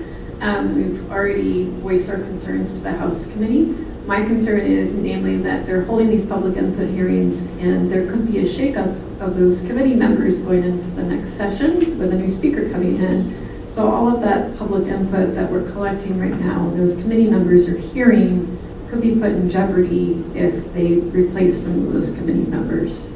And if I could just, let me just give you a practical example of exactly what Stephanie is talking about.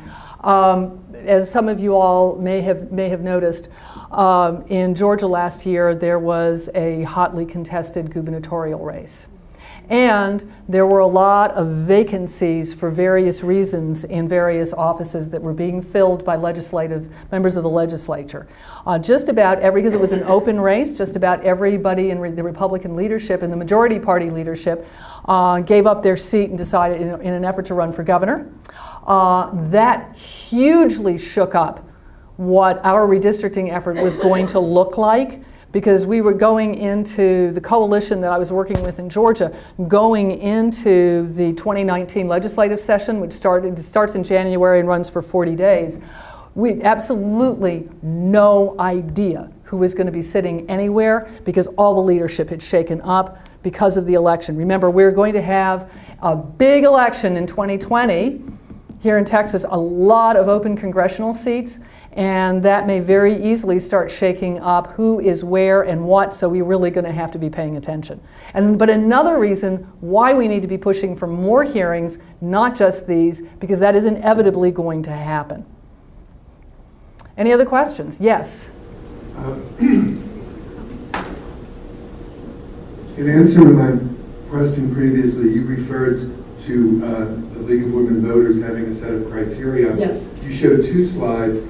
One was defining fair and effective representation. The other is defining a fair and open process. Is that the extent of the criteria that the League has adopted? And really, Yeah. my question is, it was mentioned here that Texas only has two criteria for defining districts, which is clearly insufficient if the goal is to accomplish the criteria that are set out by the League. Yes. In places, in states where those broader criteria have been applied, how are they actually enacted? How are they adopted? Is there do they have legal teeth behind them? Okay, that is a really, really, really good question. So the question is, I showed a couple of slides here during the training that defined a fair and open process, and also how the League ranks the criteria in terms of this is absolutely required, this is important, and this is something you can consider with whatever's left over, right? That's pretty standard criteria. States have, in fact, adopted that. Florida, as I said, adopted it during the initiative process, with an initiative process in 2010. Many states that have gone, I think many states that have gone to an independent redistricting commission have at the same time adopted criteria. I don't care what body decides what the districts are. You need criteria and a process to hold any group of people choosing your districts or drawing your maps accountable. So usually that's how this has been done. I will say I am not aware of any states that have done this legislatively, except maybe kind of sort of Iowa, which has which has I think a kind of independent commission and may have some criteria for this. Usually, as Dr. Lowry points out, these things occur. Even if it's an initiative process, what sparks all of this is some real or perceived issue, generally a great big scandal with how this has been done, and also changing balances within the power structure in the state. There was a real belief in the redistricting reform community that Virginia was actually going to get an independent commission on the ballot this last year through their legislature. And the standard thinking on that was that the Republicans were holding on because they happened at that time to be the majority party. With so few votes, all the statewide offices had gone to Democrats that they could see a political advantage in tying the hands of the next legislature by giving them a commission and criteria and all these good things. All things being equal, that ship probably sailed on Tuesday, but it's something to be thinking about because it's not just that we get all of this stuff through a legislature, it's also who turns out to vote election after election, particularly in those all-important midterm or off-year elections, changing who's in the legislature, changing who's in office to more adequately reflect what Texas voters really look like and think like is probably is a way we can all stay involved. Registering voters that have not previously been registered. Remembering to get people out to the polls in 2020. Texas does not have a great voter turnout rate. That can be improved. All these things are going to make a difference in what happens in 2021. And we have a huge opportunity in 2020 to make some inroads into who is actually representing us in Austin in 2021. So it's a lot of pieces to a puzzle, but it still involves all of us paying attention and remembering that ultimately we really are a lot more in control than we think we are. And I'm just going to leave you, because I know we got to go on to the next thing, but I am going to leave you with this thought, all right? So 2018 was probably one of the most exciting gubernatorial races in the state of Georgia that I lived there for 45 years. I've never seen anything like it. And everybody was absolutely thrilled, and a lot of folks did the analysis that, well, it's changing demographics, that a 40 some odd African American woman could come within literally a very few votes, a few tens of thousands of votes of becoming governor of the state of Georgia. I am here to tell you, as having lived through all of that it was an awful lot more than that.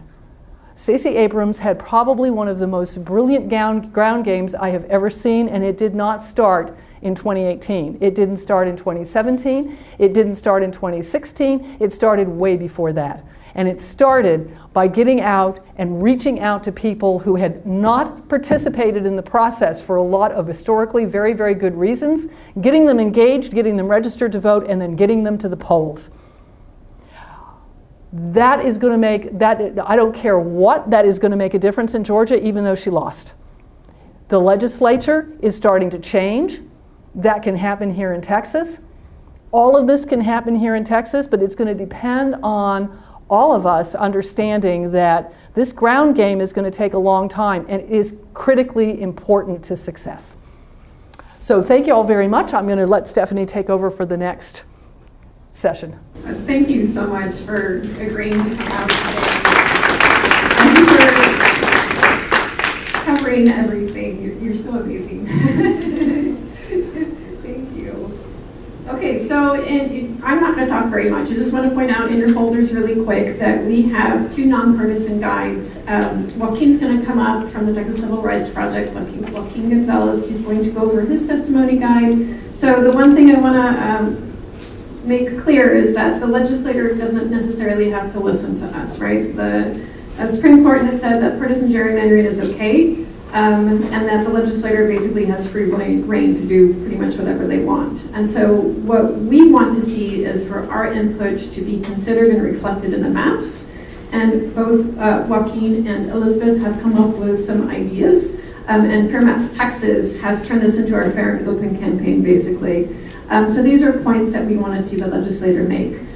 Really quickly, the nonpartisan guide from the League of Women Voters that's in your folders right now, that discusses the nonpartisan criteria about your communities of interest.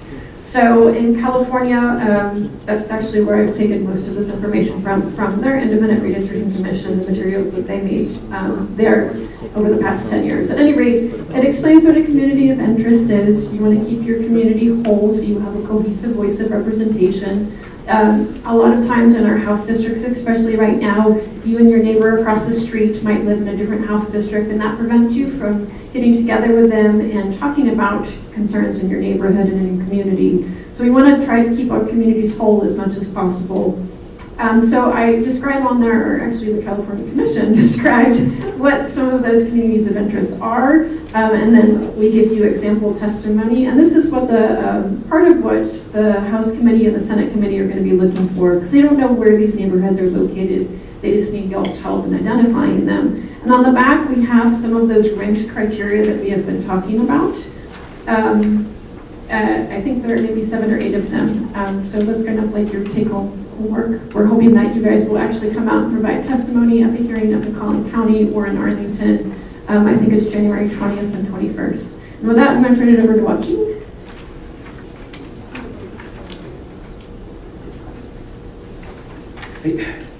So I think a lot, well, pretty much the recommendations you have there from us are the same recommendations that were on the previous slide.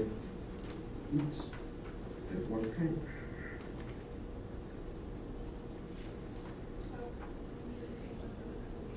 I mean, it's pretty much the same as this.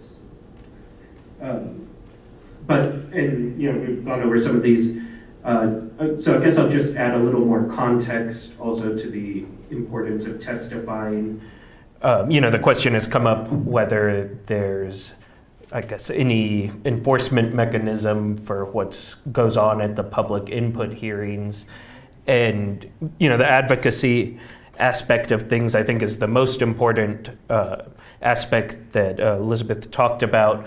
But there are also legal ramifications. In every redistricting cycle since the 1970s, court has ended up having to draw Texas maps because the legislature has intentionally discriminated based on race. And this happened when the Democrats were in control and when the Republicans were in control. So that's a pretty long track record of discrimination. And certainly part of the consideration of, because it's very rare that the legislature is just going to write down somewhere, we're drawing these maps to discriminate against minorities. So it's sort of looking at the whole context of the process is what the court would do. And so we want to make sure that it's out there. We're working with the league to increase these initial public input hearings is great because it is such a short time span. So it's good to give people more of an opportunity, but we need to make clear that them having these hearings when there's no data and when they don't have any maps for people to comment on doesn't constitute a fair and open process, as the court mandated that they have just this last summer when they finally wrapped up the court case from 2011. And they said the Texas legislature needs to adopt a fair and open process. And so we want people to go and echo these concerns, to let it be known that a fair and open process means the actual process of drawing maps. If I could make a comment, I went to a census workshop a couple months ago in Dallas, and the census people at the workshop were very pessimistic about the legislature even receiving any data before mid-April.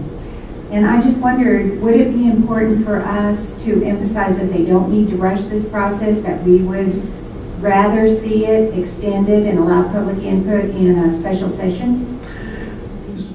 So the question was that somebody from the census said that the legislature likely wouldn't get data until mid-April, which I'm not sure what they were referring to, but that's not accurate. They, by law, have to give it to them by April 1st, but I think it'll be in early March.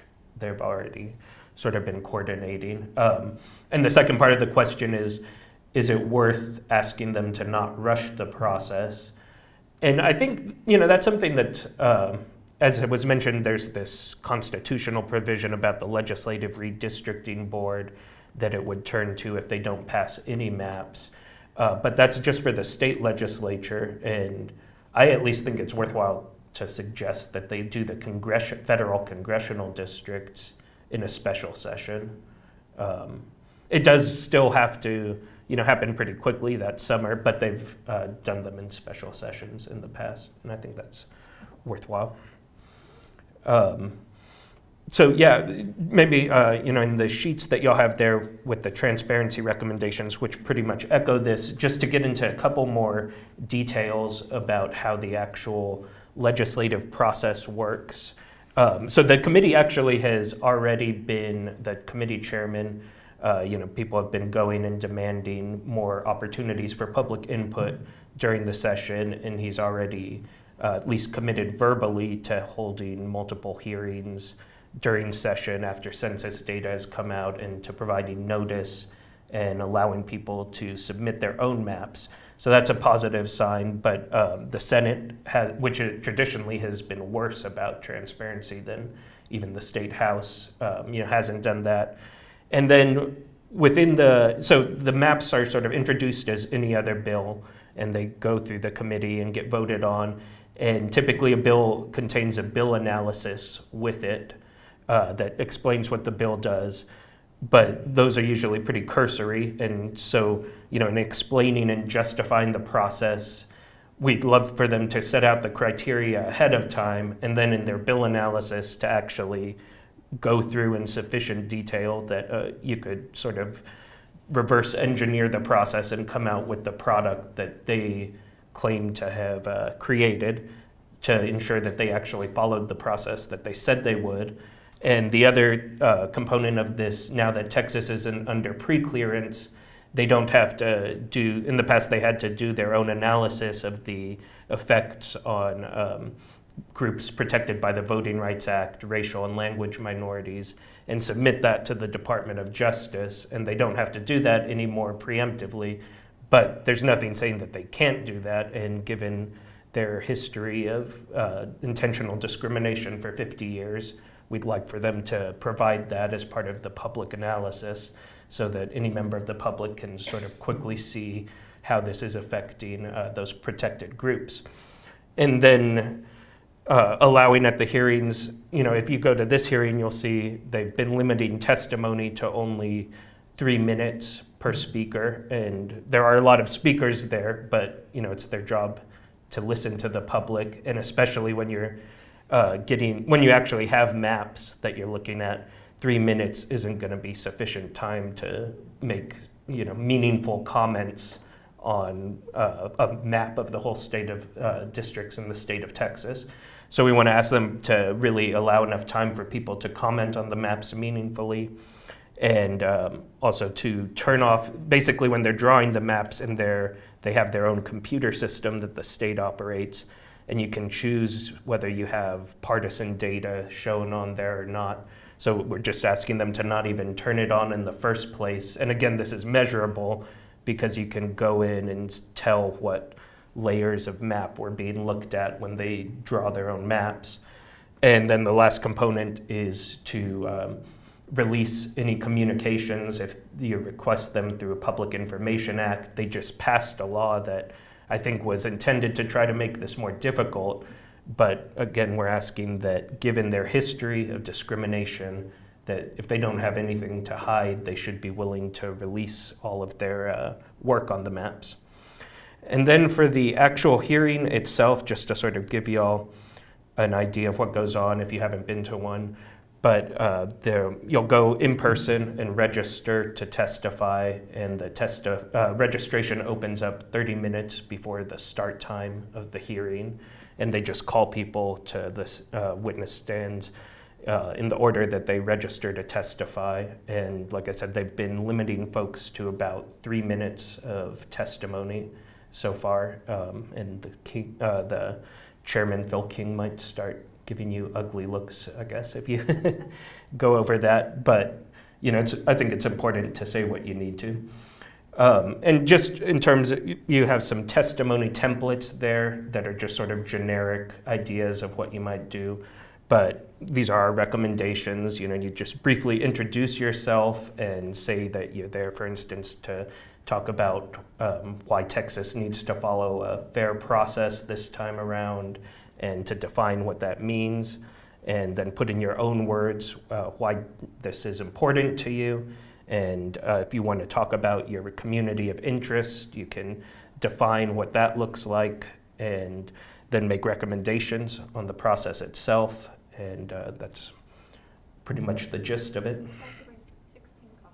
Oh, yeah. And it's, so they are recording everything, and, you know, it'll be a video record of stuff, but it's also good to have this all in their written record of testimony. So if you take 16 copies of your written testimony with you, and you can hand it to the committee clerk there. And yeah, on top of if you're reading your testimony, obviously, keep one for yourself. And they'll give one to each of the members, and oftentimes they'll read along, but if nothing else, it gets entered, you know, they'll keep a copy of it for the rest. Yeah. Do you think that it's more or less valuable to have each league represented in the testimony? For instance, the League of Women Voters of Collin County or Tarrant County or whatever, or do you think it's better if just people speak on behalf of themselves as an individual? So the question is whether it's more effective to have each chapter of the league represented as an organization, or more effective for individuals to testify. Not effective, but recommended. Recommended. Oh, yeah, what's recommended? I don't know if, I mean, I have my idea, but. I asked Grace about this because that was my idea, that we can get the local leagues to read the Fair and Open campaign and just read basic generic advocacy points. Grace advised that we leave it up to the local leagues themselves to decide on what they want to do. She's very much, that's her type of, that's what she wants to see. She doesn't want to be the one dominating and telling leagues what to do, so she wanted to leave it up to the local leagues, is what she said. I mean, this is just my opinion. Obviously, y'all can follow whatever process you want, but I think probably it is useful to have each chapter represented organizationally at different hearings. I was going to have Elizabeth comment on it. Just a couple of things. One of the reasons that we organize, one of the reasons that we like to see people joining organizations that are active and get involved in politics, whether it's the League of Women Voters, whether it's the NAACP, whether it, whatever it is that when your voice is amplified, I'm here representing not just myself, but I'm representing a group of people. I just don't see a way that can hurt. But one thing that because of the tone of these training sessions, it's really hard not to feel a little angry when you leave, because this is just a process that's very difficult.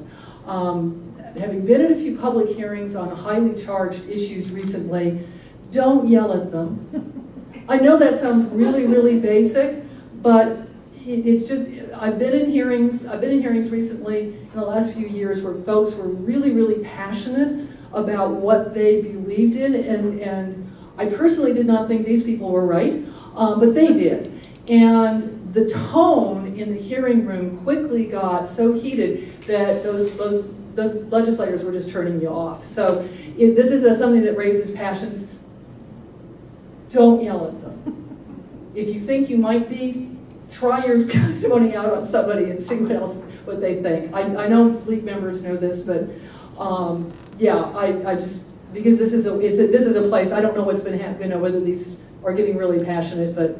No, it's been, I think, relatively good. Though sometimes just they'll get mad if people start talking for a long time, but that's basically it.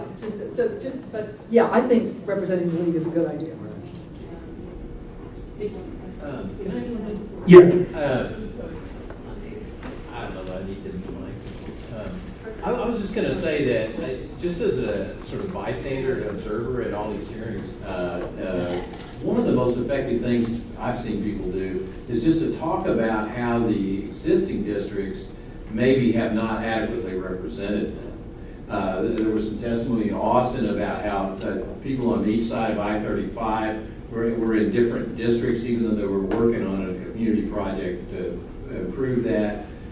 We have some great examples in the Dallas area that you all are probably familiar with. I mean, Senate District 2, which is now represented by Bob Hall, is a district that is just classic as far as how it goes way out into East Texas and captures a whole bunch of rural voters, and then slices into East Dallas and takes out a bunch of minority voters in a way that it basically cracks the minority voters out of Dallas and gave really the ability to elect Bob Hall and a Republican by large majorities to people out in East Texas. And so that's an example of communities that are really not related. I mean, there's a mostly rural area, but that district was designed specifically to do that.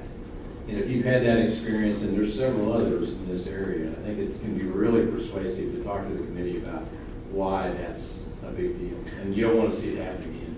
Yeah, and lots of bad examples out there. Just a comment on that, because it's comes up, I think, sometimes when people offer testimony like that, particularly like with the Travis County congressional districts, where the county is split off in 5 different directions that all go out to rural areas. And one thing that the committee chair has been bringing up is that it's hard to draw these big districts because the rural areas are so underpopulated, so you have to come in and grab parts of urban areas. But I think the point that people on all sides that are opposed to gerrymandering can agree on is that doesn't mean you have to break it up in 6 different directions. You might have like one chunk of it, but up until 2010, all of Travis County was pretty much one congressional district, and I'm sure one of them comes up to Tarrant County, and I'm not intimately familiar with the DFW area districts, but I'm sure there's some bad ones.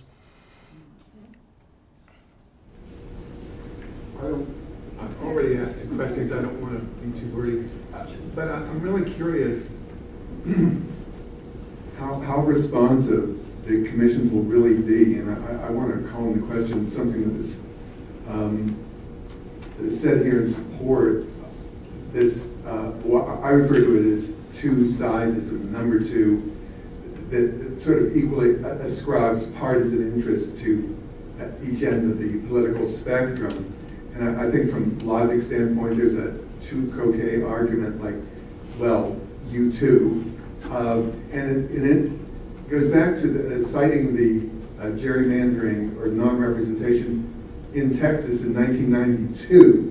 Now, I lived in Alabama during that time when Alabama was transitioning from Democratic control to Republican, when winning the primary was tantamount to winning the general election. But it was the Democrats who were the entrenched power structure, and that transition was led partly top-down with Jeremiah Denton's election and then Richard Shelby switching, and eventually the whole state went.